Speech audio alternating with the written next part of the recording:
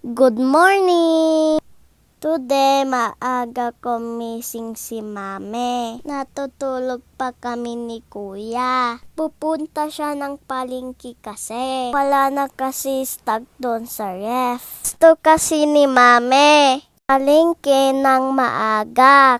Ay ala, may kapalitan na yata akong mag-voice over dito sa mga vlog ko Pag tanghali na kasi, muulan na dito sa amin. Tinatamad na si Mame. Lumabas pag uulan na. Naglakad na siya. Punta sa paradahan ng jeep.